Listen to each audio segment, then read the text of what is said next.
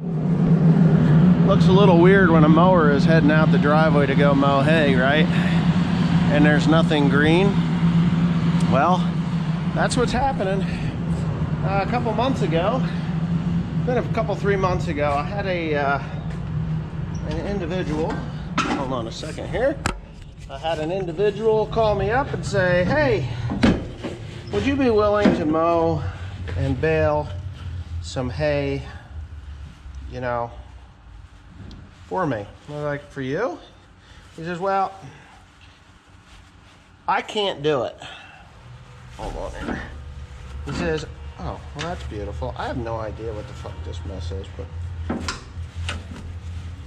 hold on a second here. So many damn things. Okay. Let me get on here. He says, I can't do it. He says, it's just, oh, God. He says, it's out of my realm. I just don't have the time.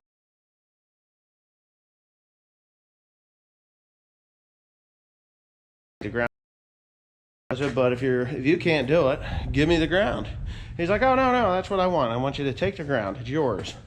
I said, well, how many acres is it? He's like, well, it's 30 acres. He says, but it's going to expand to be like twice that. I was like, it's going to expand to be twice that. All right. I said, where is it?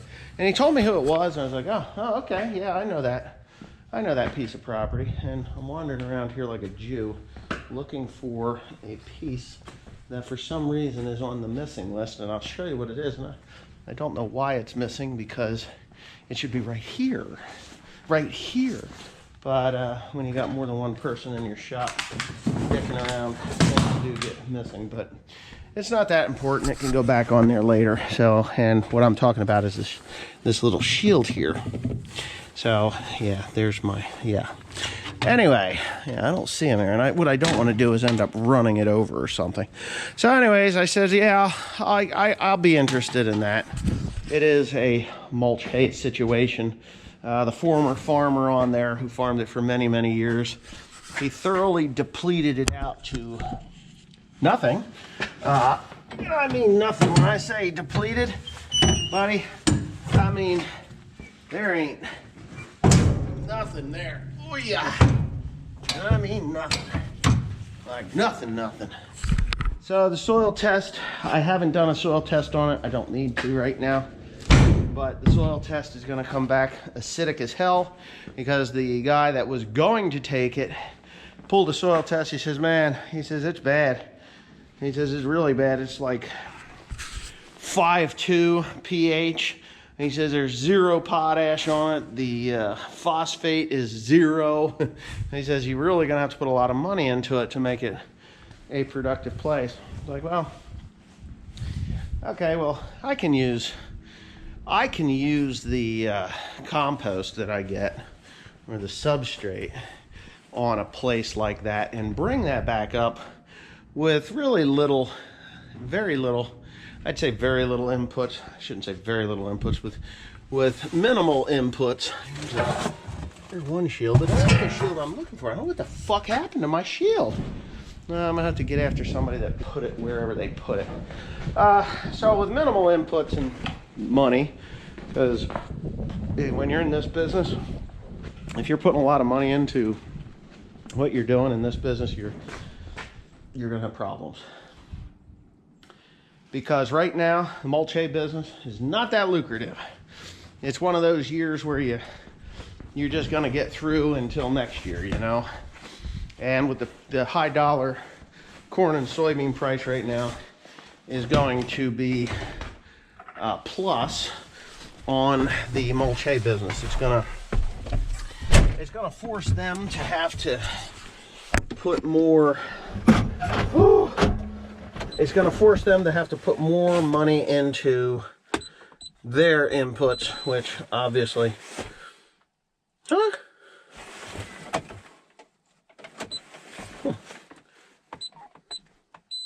oops. The inputs that they have to put into their product is gonna have to climb, which of course, here's your cold start. I'd like to know who busted my fucking mirror.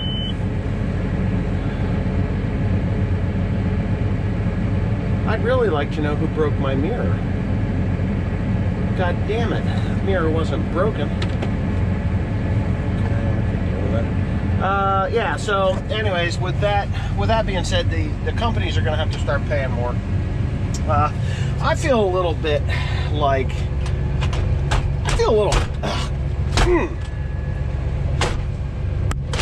there it is. I feel a little used when it comes to these people.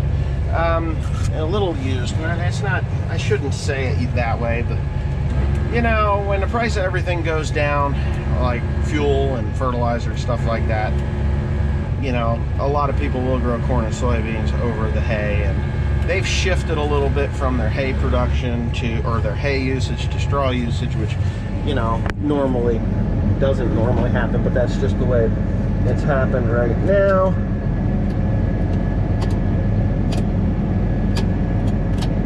Anyway, yeah, so they're using every bit as much hay as they always were and everything, but they just don't want to pay for it. And I bought some good equipment this year, and you know, and the thing that really hurt was the amount of money that they knocked off or reduced was huge. I mean, huge. And I could have survived that, but what's really hurting now is that they seem to think that they're docking for zero reason. And I went down with my probe, and I pulled my probe out, and my probe was, for some reason, my probe was putting me at around 14, 13, 15, 16% moisture, and their probe is putting me at 21, 23, 24, 22 moisture, which is fine, except once it hits 22%, they dock you down. And that, to me, was kind of ridiculous. But whatever. So they don't want to hear that, oh yeah, by the way, you know, we're just going to dock the shit out of you. The 1 week they docked more than almost a whole semi-load of hay off of me. A couple of bales were wet, and 90% of the load was dry, but they hit those 2 wet ones, and they just, dockage. 17% dockage, and I was like, well, 17% dockage, I said, when I come in there bone-ass dry, and I mean 5% moisture, I'm 22 ton. I'm 22 ton. And you just took the same number of bales, you docked me 17%, and I'm at 18 ton. So 18, 19, 20, 21, 22, that's 4 tons, 4 out of 6 loads. 4 tons, 4 times 6, 6, 12, 18, 24, that's 24 tons. 24 tons. 18, 19, 20, 21, 22. 4 tons, 8, that's 24 tons. They docked a full load in 1 week. Pissed me off. But anyway, we're gonna bale hay today. I have to do a little bit of finagling here with the baler. I gotta actually put the tailgate down before I go down there, and then I'm gonna get going on that. And I'm gonna bring you along. Teresa's gonna bring me lunch, which will be nice. And yeah, there we go. Nobody wants to see the fender, Teresa. And that's exactly what you're filming. Oh. Well, what do you want me to film? Well, you can point it at me and I can explain what the hell the video's about. What are you doing? So, today's episode of How Fucked Up is Fucked Up. Yeah. Right? Yeah. Pretty fucked up. Now, we're baling hay in, what is this, January 30th, last day of January, right? No, there's 31st. No, there's one more. There's 31 days of January. Yes. So, on January 31st, we're baling, or 30th, we're baling hay. The reason we're doing that is because I believe I said something about this in the earlier part of the video, but that's been hours ago because I've been frustrated. Ooh, it broke through. It froze last night. It was pretty cold. I don't know, what was it, like 12? Oh, it was freezing. It was pretty cold. So it froze up enough that I could get down and mow this material that was given to me about 3-4 months ago. I'd say in October, it was October, November, December, January, 3 months ago. They they couldn't get a farmer to do it. The farmer that was going to do it couldn't do it, and he passed it on to me, which I know I explained earlier. But so anyways, we mowed it, and now we're baling it, and it hasn't had fertilizer on it. Some of it had some weeds in it. Not terrible, but not perfect. The former farmer, and he knows who he is, he's probably watching this, depleted this ground to the point that it will not produce much of anything without some major inputs.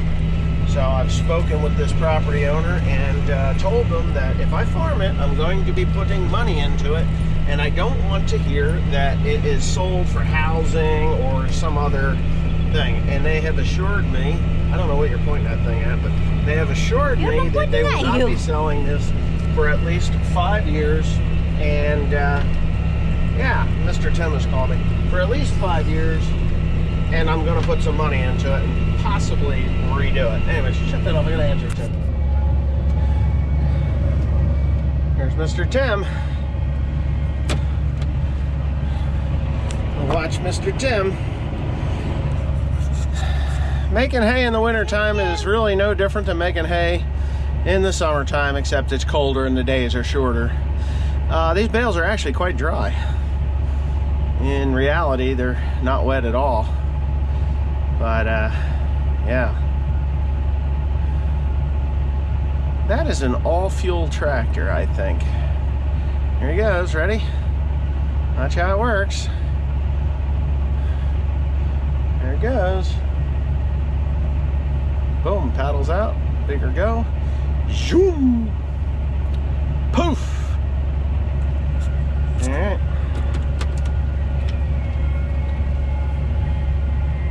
There it is. There it is. He's lost a couple of my lights too. Anyway, we're gonna go and bail on another property. Right, Will? Just me and you? Me and you going to bail on another property? Yes, we are. Okay. So that's that. We'll get another property done, and then we'll pretty much be done. There's a couple other farms that I can do. One that will need to be done, but we've got a foot of snow coming. So, you know, what are you gonna do? A foot of snow. If it freezes hard tomorrow morning, I can go and get one more farm.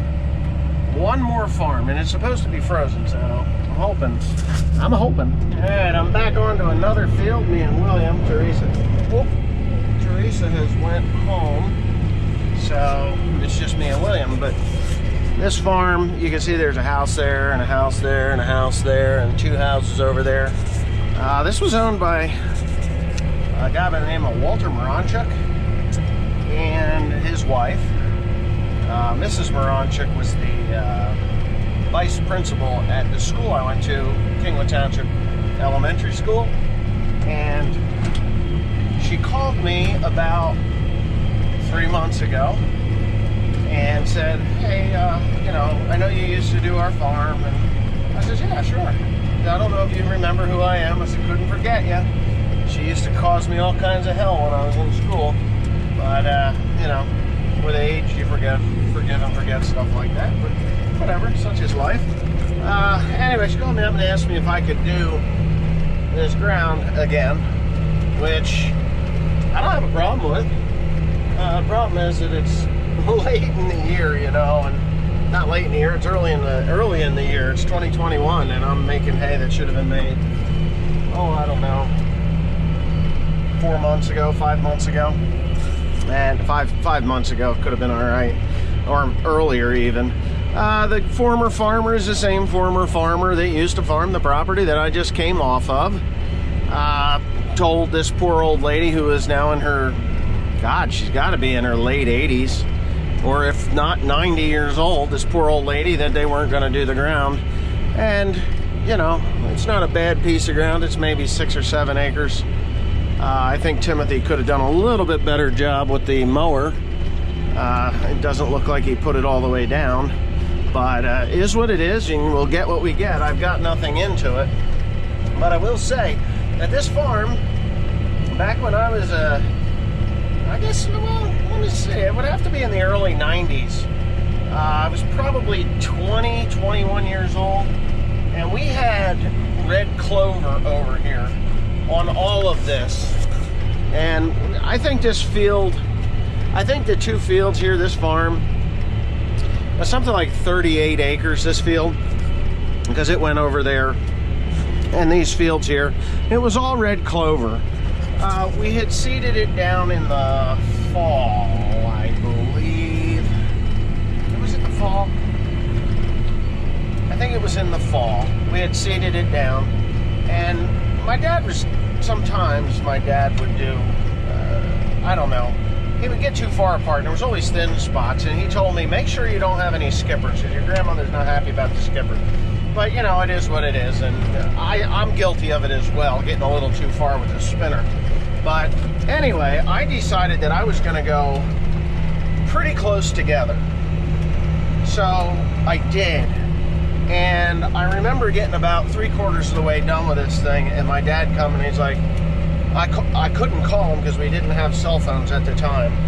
And I remember him coming by, and I said, listen, I'm almost out of seed here. I'm going to need a couple more bags. And he says, well, you should have had enough to do this whole place. I was like, well, yeah, but I'm doing it this way because I don't need skippers. And so anyways, when the red clover bloomed, this whole area was, and I don't know how many of you people have ever dealt with red clover or even seen it, but as far as you could see here, it was just this beautiful red clover. And at that time we were baling with a round baler and wrapping it for baleage for the cows, because if you don't know, we used to milk cows. Sold the cows in 2011. I never really featured them much in my YouTube videos, but the cows were there until June of 2011. William's ready to go to sleep. His mother pinched his fingers in the door, and they're a little bit swollen. Not broken, just swollen. So anyhow, the Clover made the newspaper, and it was really kind of, the front page was only ever the page that they would put into color. And it's sure as hell, the front page, I think it was a Hunterdon County Democrat or the Delaware Valley News, one or the other. They were both owned by the same company. They had a color photograph of this field of red clover that we have. And I'm pretty sure I know my grandmother would have clipped it. And it's more than likely in the house. And I would really love to find that news article from probably it had to be I don't know if I was married yet. I think I might have still been in school, 1990, 1991, something like that, in that area. And if you don't know, red clover only lasts for 2 years before it peters itself out. And no matter what you feed it, which we used to feed ours 12, 24, 24, and because it didn't need much nitrogen. 01145, I remember with boron for the alfalfa, and I remember putting 01145 on this. I'm pretty sure that's what I used, 01145 with boron. I remember catching hell for it because my dad said that's alfalfa fertilizer, you're not supposed to use that on that, but you know what, we had beautiful red clover. And I'm pretty sure we snuck a third year out of it. I can't remember, but red clover likes sour soil. Not super sour, but it can handle less than perfect conditions, whereas alfalfa, you've got to have that at 6.7 to 6.9 or 7.0 pH, and you have to have the boron levels up really good, and you know, it's a lot less forgiving than what red clover was. And obviously alfalfa can't handle wet feet, so as you can see with that ice that's there, that this field was definitely would use some wet feet. And I don't know why he didn't cut that off, but anyway, I would have cut it off. You can see this, but it was the most perfect red clover field, or everything. I mean, there's fields over there they're going to build more houses in. At least they were supposed to. I don't know if they ever did get around to doing it, but they were going to build more houses over there. They bulldozed it for the development. The guy's name was Brian Cahill. I believe Brian Cahill is still in business, but he was the one that bought it, and he was going to do that. So that field, they were all It was all red clover. And in my mind's eye, I can just see it and smell it like it was yesterday or right now, even though it's dead outside. You know, I'm pretty sure there's some people wondering what in the hell I'm doing. And for those of you that don't know what I do for a living, I produce mulch hay for the mushroom industry. It goes into composting, and they grow mushrooms in it. This is not for, there is no feed value here. There is no animals going to eat this hay at all. Not gonna happen. It's not gonna happen, and yeah, it's not gonna happen. We're not feeding animals. This farm actually used to grow some pretty good corn, and quite honestly, as bad as this may or may not sound, I may put corn in here just because it is, that field over there, you see that one over there, that was the same farm, and they put a, they dug perk holes on all of it and left it, so it was all grenaded with perk holes. And that's why that cedar tree and that autumn olive bush is there, is because of the perk test. And I quit farming, we quit farming this particular field because it was to go into houses, and we were a little bit mad at the Manchur, or the Moronchucks, because I had just planted Timothy in this, and they dug perk holes. And it really wasn't Walter's fault, it was his brother's fault. But yeah, so we were a little mad at him. We wanted him to pay us for the Timothy seed, and he refused. He said, yeah, I'll pay you when I sell the lots. Well, he sold 2 lots off and then never paid us, and we just never farmed it again. And for the last, well, let's see, I was still running my New Holland 2000 behind the 5020. So I'd say in about the year 2000, 2001, that was about the last that we had done this field. And that's just the way it is, and nobody ever worked it up since. So probably come in here and kill it, put a bunch of what do you call it on it, compost, spent substrate onto it, and go ahead and throw a field of corn into here, just because I can. And it's easy, it's easy ground. It's not terrible ground. It's a little wet down there, but it's okay. If you put enough compost on here, it'll grow like no tomorrow. I remember some of the best corn coming off of here, and we used to plant it the long way, and it used to drive my dad nuts. He wanted to do the short way. He says, well, when you get down there, you can't get back. The bin will be full, and that was the case. So he would have to run the truck down the other end, and then I would dump into that, and then up this end and have it full. And I remember some really good corn. The worst corn we grew was right there where this log house is. And wow, they got some pretty good sized trees already from when they built that thing. I've been in that house, it's really neat.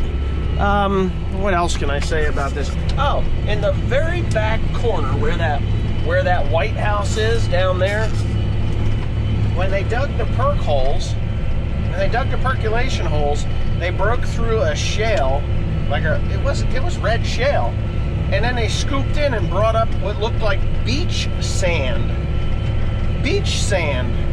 And of course they got all the percolation they wanted right there in that beach sand. It was white beach sand, and it was under shale.